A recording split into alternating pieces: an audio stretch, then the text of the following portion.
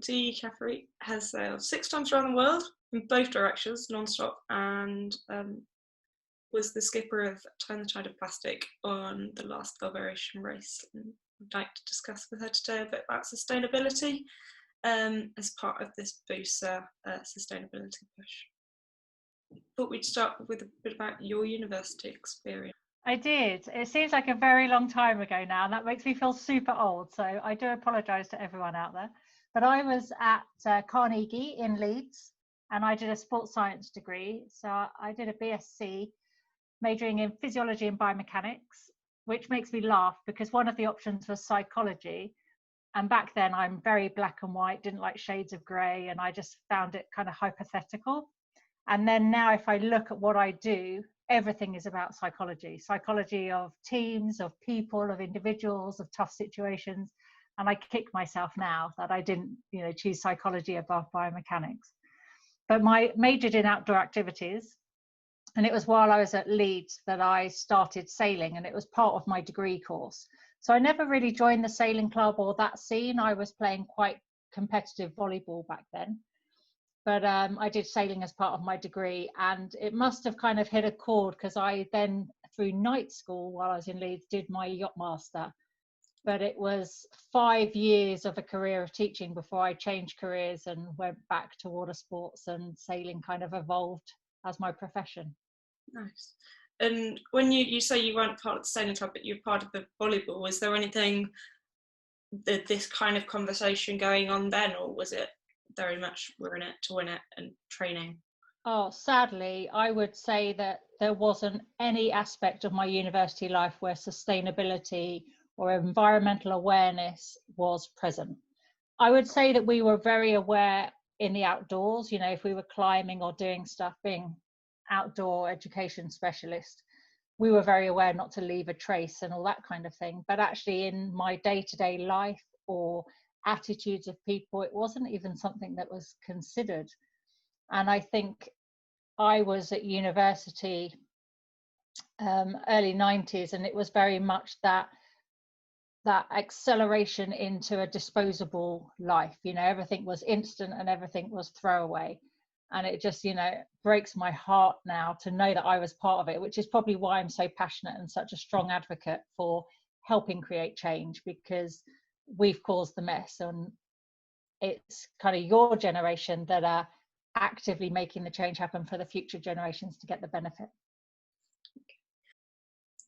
So when did you start to sort of get that conversation? When do you feel it started to introduce into your life as sort of, oh, maybe we should pay attention to this sort of thing? Was it when you were sailing, or was it before that? I think it was before, and I would say just because generally I enjoyed being outdoors, so therefore you want to protect what you enjoy. And I'm very much, whether it's the country or the seaside or the sea, you need to look after it so that it's as enjoyable the next time. And I think that is obviously in the background. And right from very early on, when I changed careers and started sailing professionally, I was empowered by actions that were being taken. And in the early days of the RYA Green Blue, I was an ambassador for them. And I remember having photos stood in a recycling bin to promote the fact that marinas had a choice of bins and make sure you put the right rubbish in the right bin. So I was very keen to promote that. And, I'm very lucky to have my playground and office as the ocean. So I feel it's my responsibility now that I have a voice to speak up about it and to help make people just aware, because if we can all make a little change collectively, that has a big impact. Yeah. Okay, so you were involved in the Green Blue, so they're the people now who are running the Green Blue University Sustainability Challenge. Are you still involved with them at all? Or? Yes, and more so now probably as a former ambassador with them, but also now with the World Sailing Trust. Everybody's very interlinked in the world of sailing. You'll find out that the more you do, the smaller the world gets. And the Green Blue, British Marine, World Sailing, and us as the World Sailing Trust, we have two focuses of work, and that's people and environment, and to make sure that we sustain the waters that allow our sport to be possible. So, everybody's kind of having the same conversation and trying to empower people so that people aren't trying to reinvent the wheel all the time, but we join people together so that we create a bigger impact and a greater force. Great, okay. So was there a certain experience at sea, or was there a certain story which sort of clicked you into going, or pushed parts of you into sort of advocating for sea? Was it sort of an experience seeing, I don't know, sailing in the Southern Ocean, or? Well, I mean, the good news, when you're down in the Southern Ocean, there's not a lot of activity down there, so it's not spoiled. That said, on my most recent campaign with Turn the Tide on Plastic, it was the science that supported, provided evidence-based research for the first time, because it's quite an emotive subject. And yes, we go out to sea and we see helium balloons or packaging, the macroplastics that are very obvious. And we're in very fast boats where if you make contact with something, impact something, it could be a race over scenario. So you talk about these unidentified floating objects, and we used to always refer to them that they implied that they would be containers that float just below the surface. There's so much rubbish and debris out there that it can be anything. And the more technology improves performance with the foiling boats that are out there, that bit of impact can be a race over for somebody going around the world. So we're aware of that. But in the Turn the Tide on Plastic project, we collected samples every day as we made fresh water with our water maker. And we collected samples to test the microplastic content. And I think the most alarming thing we found, evidence-based science that told us that the Southern Ocean. And in our minds, we were like, oh, that's the pristine ocean, because now the knock-on effect of it being in our food system and therefore affecting us personally. And I think as soon as you make it something that's personal and can affect every person, it becomes more real. Until then it's someone else's problem. But now actually the reality is we want a healthy diet. We try and include fish in our diet or shellfish, and we're now just consuming the plastic that we're creating. So if we can't stop that, then there's something seriously wrong. Yeah, and you took a lot of younger people with you on Turn the Tide of Plastic, and did you feel it helped empower them going on this voyage with you and doing the science and the technology behind it?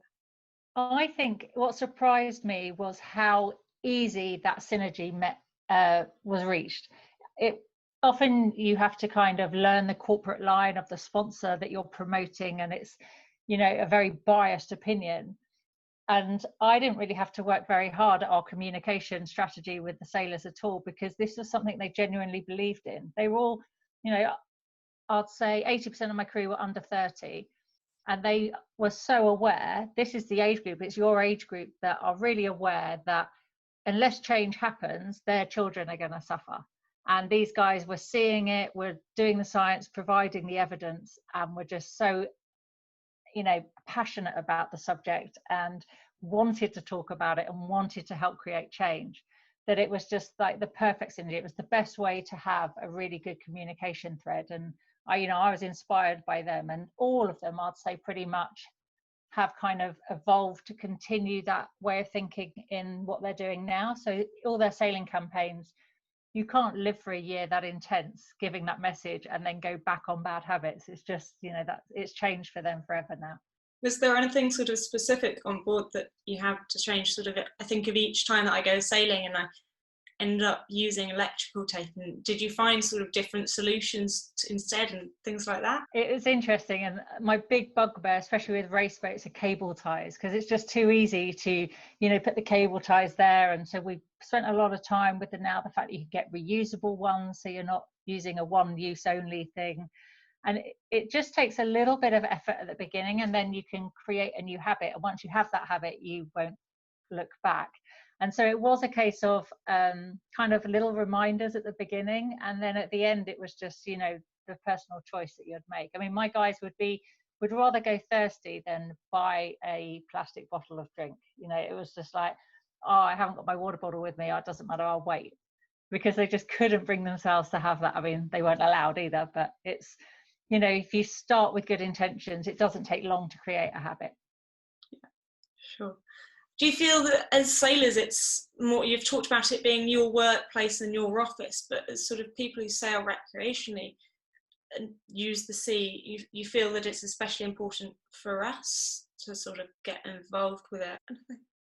Yeah, no, I think it's important for everyone. We talk about health and well-being, and the sea or the seaside or that interaction with that power of nature, be it the wind or the waves or the motion of the lapping shoreline, it has an impressive effect on nearly everybody, even those that have never seen it. If they were to go and experience a day there, they would feel enlivened. We all know it's like after a windy day on the water, you just come back and you're glowing, buzzing, completely shattered. But it gives you a buzz, and we all know because we're sailors. And I think what we want to do is attract more people to our sport so it can grow and have more opportunities for everybody to develop at whatever interest level they have. And I think it's part of that now. It's not enough to just be cool. You need to be more. So our America's Cup sailors are extreme athletes, and they train so differently to what we used to know as a sailor. And that's a really good example of, actually, we always laugh that the Brits are very good at sports that they sit down at, but now actually you need to be quite athletic to be a sailor, and people are understanding that a little bit more. And we kind of have a bit more awareness because we are using nature and the elements to make it work for us. So therefore we're probably a little bit more tuned in than others to our environment and our impacts that we make. Cool. And during lockdown, did you find anything sort of maintaining that sustainable lifestyle, reducing plastic? Do you find it more challenging, or was it sort of you're so into? I found it quite good, actually. I mean, if you take away the fact that travel and work and therefore financial existence disappeared, if you just take lockdown, I think people were reducing their shopping, so we're kind of being more sustainable, as in less visits to the supermarket, making stuff, being more resourceful, making stuff last, and not allowing, not having refuse collection necessarily, or a reduced amount, not having a dump open. I think people then started to live within their means. They weren't going shopping, so fast fashion and this disposable life disappeared. And I'm quite a glass half full person. I'd like to think that all these elements that we saw in our weeks of lockdown, with reduced emissions, clear skies, and living within our means and not having a disposable life, we can kind of keep the aspects of that as we go forwards. Others are a bit more pessimistic and think, oh, we'll go straight back to it as quickly as we came out, because obviously we've got to get the economy going. But I'm hoping when they talk about a green recovery, that there are companies that are strong enough now to realize that that is what they need in their future. Because your generation that we're talking to now, you're not going to accept somebody who greenwashes or talks the talk but doesn't do the action. You've got certain expectations, and I think we should hold people to account and challenge the norm and what is accepted and what is right. Yeah, definitely, totally. As universities and university sailing committees, is there anything that you suggest that we can really push forwards within our communities, and how would you sort of recommend that we best do that, sort of looking into the future?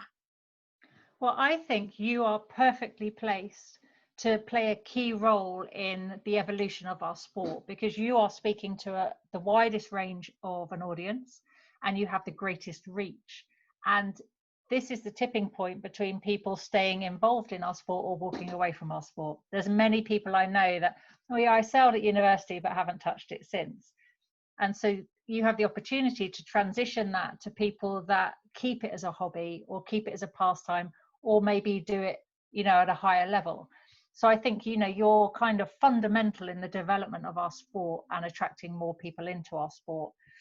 But I also think that you have every right to make the rules as you see fit. Don't be afraid to say no to things. People are too scared to upset people.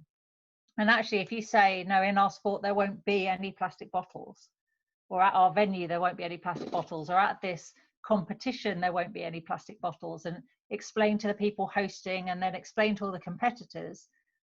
People like, we've seen recently with the government, people like guidance and they like it to be very black and white, and they go, oh, okay, then, so I need to bring a water bottle. Yeah. And most people do anyway, and it's only the few that you're going to have to remind.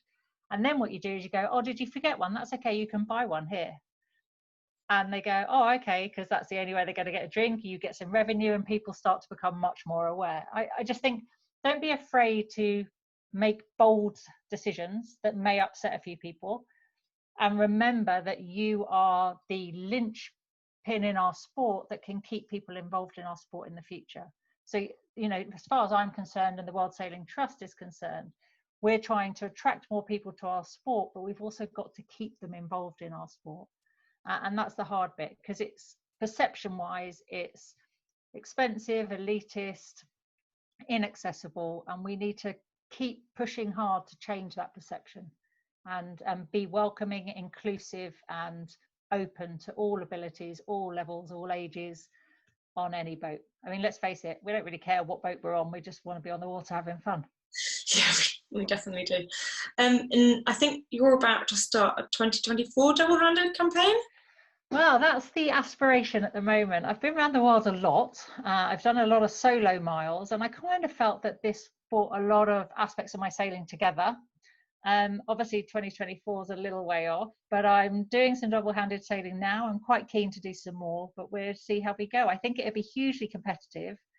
But what is interesting now, as we come out of lockdown and restrictions are eased, there's more and more double-handed sailing opening up, because it's a really good way of going sailing. So I think it's going to grow that class, which means some really competitive and great racing anyway. But yeah, in the back of my mind, Paris 24 is got a little light behind it.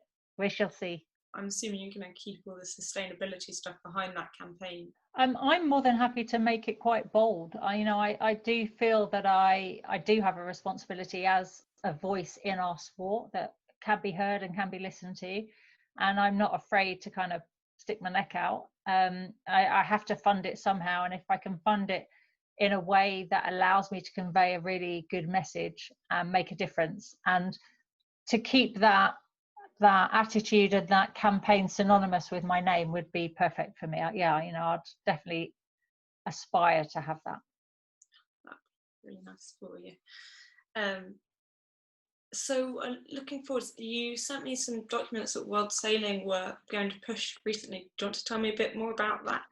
Yes, so the World Sailing Trust will be launching an initiative, and it's to help yacht clubs and sailing clubs become more sustainable. And it's quite, if you think, right, we need to do better, it's such a wide open task that nobody really knows where to start, be it aspects of coach boats and ribs and fuel, or is it paperwork in the office, or is it food and water supplies? It's such a wide ranging subject that I think people needed help and guidance. So we have produced, and we will be launching a survey to take place, and you fill in all the things about your club, and it basically will come out with a statement at the end to say where you are and what simple steps you can take. And it can be short-term, mid-term and long-term goals. And the nice thing is you can go back any time. So maybe choose annually at the end of the summer, okay, this is where we are. And then you can implement some of the changes over the winter, sail or summer season, and then see where you are the following year to see if you've got better. So it's just a set of guidelines and some interaction, so that you don't need somebody to come and visit, because that's expensive and labor intensive. This is a document that will guide you through and give you that information, which just allows people to know what changes to make and how to make them, because it's getting started that's the hard bit. There's lots of willing participants, but they don't really know where to start or how to make change happen. That sounds really useful, actually. I'm looking forward to seeing more details about that. Interesting to see where our host club, because we're all the university clubs are affiliated with a host club, which is where we sail. I'm interested to see what that brings up with them, and whether it increases the conversations we can have as well.